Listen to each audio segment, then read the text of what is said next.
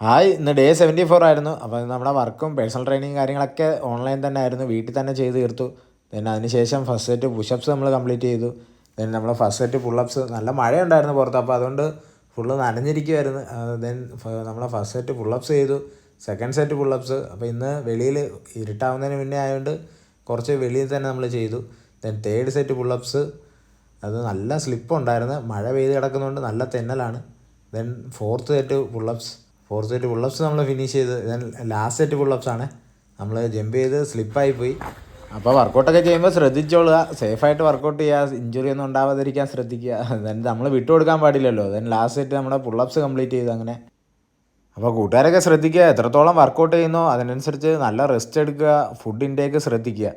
Then second set push-ups ആയിരുന്നു, second set push-ups നമ്മൾ complete ചെയ്തു. ദെൻ തേർഡ് സെറ്റ് പുഷപ്സ് ആയിരുന്നു, തേർഡ് സെറ്റും ഫിനിഷ്. ദെൻ ഫോർത്ത് സെറ്റ് പുഷപ്സും നമ്മൾ ഫിനിഷ് ചെയ്തു. ശേഷം നമ്മൾ പഞ്ചിങ് ബാഗിലോട്ട് പോയി. 1000 പഞ്ചസ് അത്യാവശ്യം കുഴപ്പമില്ലാത്ത രീതിയിൽ ഇടിച്ചു. എന്നിരുന്നാലും നമ്മൾ എപ്പോഴും പറയുന്ന കണക്ക് തന്നെ ഫുൾ പവർ ഇട്ട് നമുക്ക് ഇടിക്കാറായില്ല. പവർ ഇട്ടെന്ന് മീൻസ് കൂടുതൽ പഞ്ചസ് കണ്ടിന്യൂസ് നമ്മൾ ഇടിക്കും, അപ്പോൾ അതുകൊണ്ട് കൂടുതൽ സ്കില്ല് ആഡ് ചെയ്യാനും പറ്റത്തില്ല. എന്നിരുന്നാൽ കൂടി നമ്മൾ സ്കില്ല് ആഡ് ചെയ്താൽ നമ്മൾ കുറേ കൂടി ബെറ്റർ ആയിട്ട് നമുക്ക് ഇമ്പ്രൂവ്മെൻ്റ് ഉണ്ടാവും. ദെൻ നമ്മൾ അതിൻ്റെ കൂടെ തന്നെ നമ്മുടെ ലാസ്റ്റ് സെറ്റ് പുഷപ്സ് നമ്മൾ ചെയ്തു. പഞ്ച് ചെയ്തപ്പോൾ അത്യാവശ്യം നല്ല ടയർഡായിരുന്നു, ഇച്ചിരി ബുദ്ധിമുട്ട് തോന്നി പുഷപ്സ് കംപ്ലീറ്റ് ചെയ്യാൻ. അങ്ങനെ നമ്മൾ 500 പുഷപ്സും കംപ്ലീറ്റ് ചെയ്തു. ജീവിതത്തിൽ നമ്മൾ എന്തെങ്കിലുമൊക്കെ പോസിറ്റീവായിട്ട് മുന്നോട്ട് മൂവ് ചെയ്യുമ്പോഴായിരിക്കും ഒരു ലോഡ് ഒത്തിരി നെഗറ്റീവ് നമുക്കെതിരെ ഉണ്ടാവും.